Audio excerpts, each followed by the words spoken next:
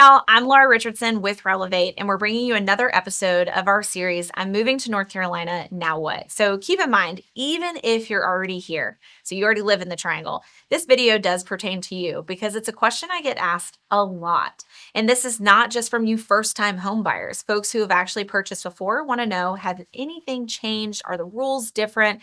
And the big question is, how much money do I need to have when I buy a home? So we break it down to a couple different categories. And keep in mind, your lender is going to be your go-to. I know how to stay in my lane. So it is important that whomever is your money man, whoever is providing that loan or the cash to you, that you do talk to them because they're going to be able to give you a little bit more of an exact percentage or dollar amount. And that's important when at the end of the day, it's your money. So one of the big things to consider is your closing costs. So if you can imagine you're buying a $400,000 home, closing costs are typically 3% of the total. So in this case, to do some quick math here, and remember, I did not teach math, I taught English and history, so hopefully my numbers are right. It's about 12 grand. So that is a chunk of change that's not necessarily being applied to your principal and interest. That is the total that you're going to owe on the house. Those closing costs are just fees that are going to need to be paid for in the process of the home purchase. So these include things like property taxes, HOA fees, title insurance, title fees, loan origination points, or anything else that's tied into your loan. So typically we're kind of roughly saying about 3%. One of the other big ones is your down payment amount. Now keep in mind, this is going to vary tremendously depending on what type of loan product you're using. In conventional loans, the stereotype that we still hear, even though it is really not as common as one might think, is that 80-20 rule. So you have something called LTV.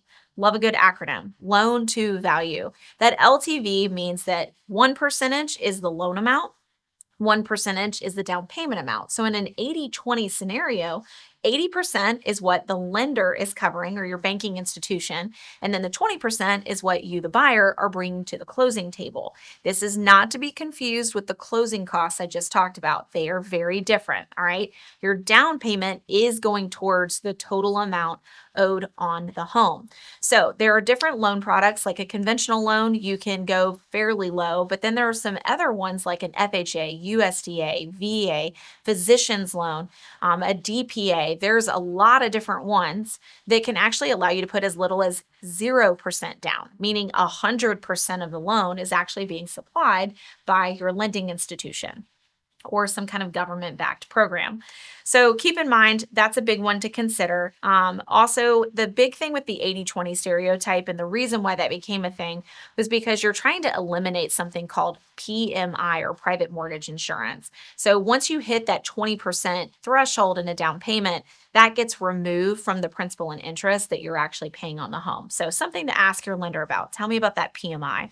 The other big one is an out-of-pocket cost during the duration of the contract, and that's inspection costs. So keep in mind, we're talking about a general inspection that is going to be based off of the square footage of the home. We roughly say about $550, but if you're buying a much larger home, it's going to be substantially higher than that.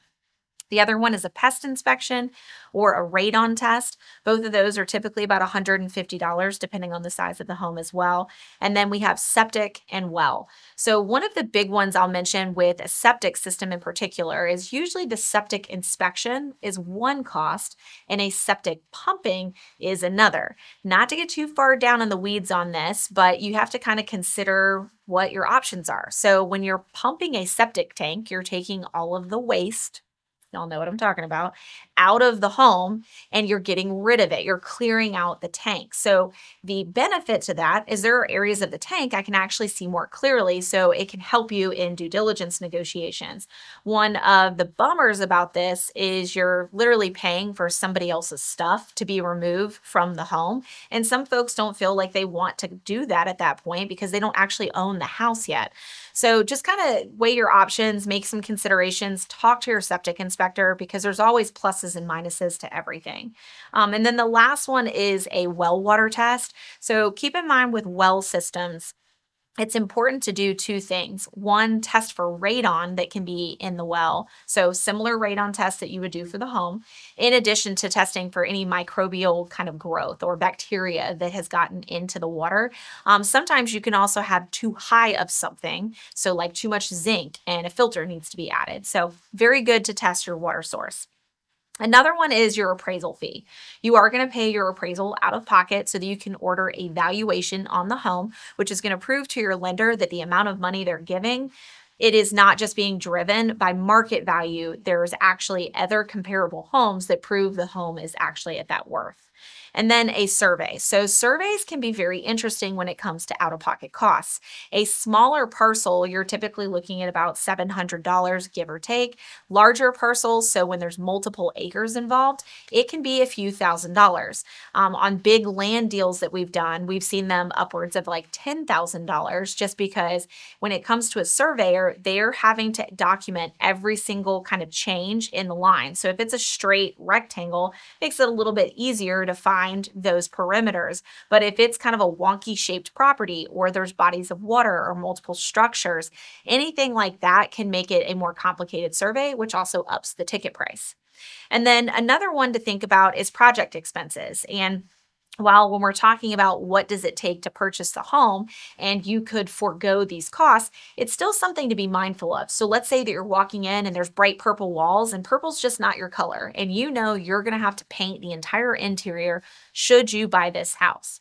That is an out-of-pocket expense that you're going to incur by buying this particular property versus the one down the street where maybe the walls have been neutralized and it's got a similar floor plan.